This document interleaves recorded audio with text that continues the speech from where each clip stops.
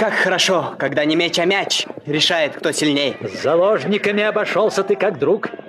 Ты хорошо украсил им невольный их досуг. Я счастлив сам, что здесь Иран с Тураном уж не друг друга бьют, а по мечу чавганом. Да.